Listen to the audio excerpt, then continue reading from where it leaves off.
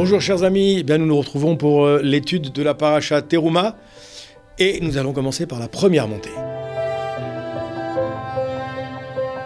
Dans la première montée de la paracha Teruma, nous commençons l'étude de la construction du Mishkan, le temple du désert comme on l'appelle en français, et cette construction va nous accompagner pendant 2 parachiotes et demi et va accompagner les Béné Israël, le Mishkan va accompagner les Béné Israël pendant 40 ans de pérégrination dans le Midbar, dans le désert.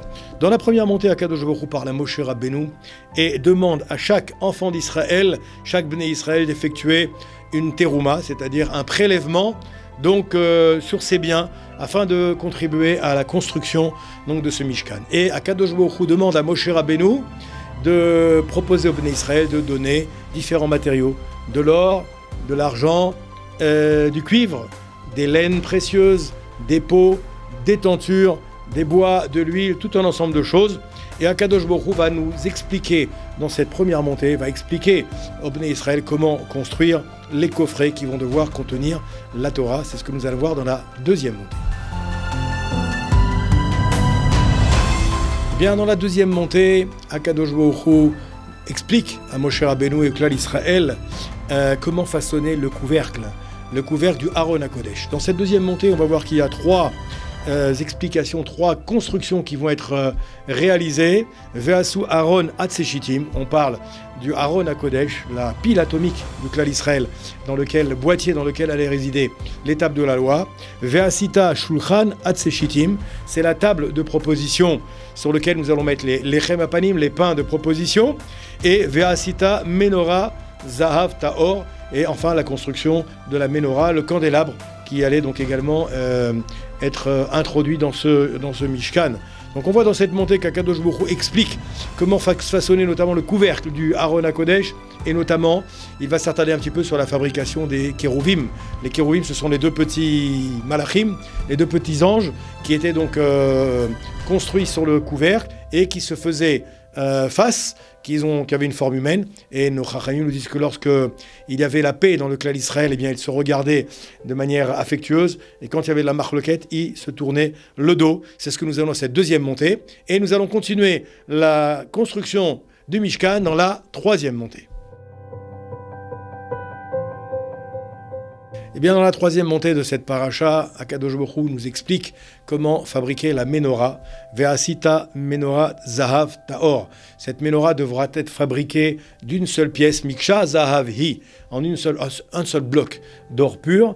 Et on nous explique également dans cette montée comment vont être fabriquées les 6 branches de la Menorah. 3 branches à gauche, 3 branches à droite, la branche centrale. Dans chaque branche, il y avait des coupelles. Dans chaque branche, il y avait des petites fleurs qui ornaient chacune des branches, comme vous l'avez certainement vu. Eh bien, c'est dans cette montée qu'on nous explique comment cette Menorah va être fabriquée. On nous explique également comment fabriquer les pincettes qui vont servir également pour aller réceptionner les cendres de chacune des coupelles.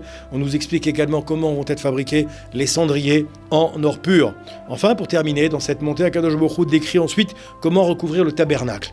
Il nous explique que ce tabernacle devra être recouvert avec des tentures de couleurs, de différentes dimensions, avec différentes attaches également, différentes typologies de crochets. C'est tout ce que nous avons vu, tout ce que nous allons voir dans cette 3e montée. Et nous allons poursuivre la construction du Mishkan dans la 4e montée.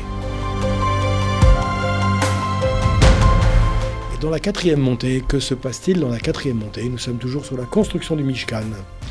Eh bien, nous allons voir qu'Akadosh Baruch Hu explique maintenant comment construire le tabernacle à proprement parler. Nous avons lu dans les premières montées le Aaron, le Shulchan, la Menorah. Maintenant, nous sommes sur le Mishkan à proprement parler, c'est-à-dire toute l'ossature, toute l'architecture en fait de ce temple portatif, on peut l'appeler comme ça.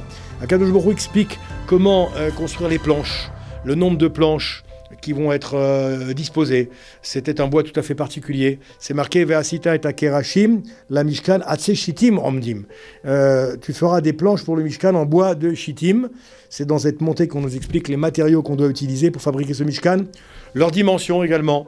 les côtés, les socles également qui vont réceptionner chacune des planches. Il y avait des socles qui étaient en bas, des socles en haut, également des krachim, c'est-à-dire des poutres, également des crochets qui vont permettre de faire en sorte que toutes les planches vont pouvoir tenir les unes avec les autres. C'est dans cette montée qu'on nous explique toute cette architecture du Mishkan finalement. Et nous allons poursuivre dans la 5e montée avec encore un nouveau sujet relatif à la construction du Mishkan. Mes chers amis, que se passe-t-il dans la 5e montée de la paracha ? Eh bien, nous sommes maintenant au moment où Akadosh Baruch Hu demande à Moshe Rabbeinu de fabriquer les tentures. Les tentures, c'est-à-dire les rideaux qui vont orner le Mishkan. Il y avait des rideaux à l'intérieur, il y avait des rideaux à l'extérieur, il y avait des rideaux sur le Mizbeach, il y avait des rideaux sur la table de proposition, il y avait tout un ensemble de tentures. Et dans cette montée, il est écrit « Vesamta et ha-shulchan michutz la parochet, vet ha-menorah nochar ha-shulchan al sela ha-mishkan temana, veshulchan titen al sela tzafon ». Donc on a d'abord les rideaux, et ensuite Akadosh Baruch Hu explique à Moshe Rabbeinu comment il va devoir placer chacune des pièces qui ont été expliquées dans les montées précédentes.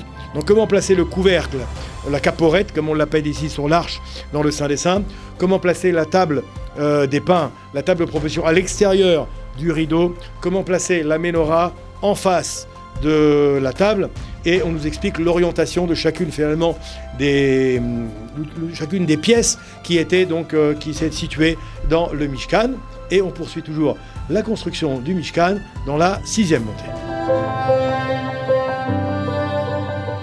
Dans la 6e montée, Akadosh Baruch Hu explique à Moshe Rabbeinu, Dieu propose à Moïse comment fabriquer le Mizbeach. Le Mizbeach, c'est un autel. L'autel, c'est pas l'autel où on va dormir, hein. L'autel, c'est une espèce de table sur laquelle les Kohanim, les prêtres, allaient donc procéder au korbanot, c'est-à-dire au sacrifice. Et c'est sur ce Mizbeach que ces sacrifices allaient être offert à Akadosh Baruch Hu, à Dieu, donc qui pouvait être fait de différentes choses. Ça peut être des animaux, ça peut être des volatiles, ça peut être de la farine, et donc c'est sur le Mizbeach que ces korbanot, ces sacrifices étaient faits. Dans cette montée, Akadosh Baruch Hu, Dieu propose à Moïse de lui expliquer comment fabriquer ce Mizbeach. Il lui en donne la taille, il lui en donne les matériaux, il lui en donne la forme. D'accord ? On nous explique également dans cette montée qu'il faudra également fabriquer des cendriers pour recueillir la cendre des sacrifices. Il faudra fabriquer des pelles pour aller justement prendre ces cendres sur l'autel, sur le Mizbeach. Et il faudra également des fourchettes pour les sacrifices. Il faudra également des brasiers pour aller faire brûler les sacrifices, donc qui seront constitués, comme j'avais dit, soit d'animaux, soit de volatiles, soit de farine. Et tout ça, ça se passe dans cette 6e montée. On terminera donc la construction du Mishkan dans la 7e montée. Dans la 7e et la dernière montée de la Parashat Teruma, nous allons conclure la construction de ce fameux Mishkan, ce temple du désert, ce temple portatif. On nous parle ici, pour terminer, des barres. Des barres, ce sont des barres qu'on allait mettre donc de chaque côté du Aron HaKodesh, déjà, le fameux boîtier dans lequel il y avait les tables de la loi. Eh bien, il fallait qu'il y ait des barres qui soient toujours, introduites sur chaque côté du Aron HaKodesh. Pourquoi ? Pour pouvoir déjà le transporter. Avec ces barres, les Kohanim pouvaient transporter ce Aron HaKodesh. Et également, au niveau du Mishkan, il y avait des barres transversales qui allaient donc, si je puis dire, encadrer le temple du désert, ce Mishkan, à la fois pour pouvoir le porter, mais à la fois également pour pouvoir assembler toutes ces pièces. Il y avait des barres de différentes tailles qui allaient donc nous permettre de pouvoir finalement terminer cet édifice et de pouvoir faire en sorte que ce Mishkan soit utilisé par les Kohanim. Et nous concluons comme ça l'étude de la Parashat Teruma.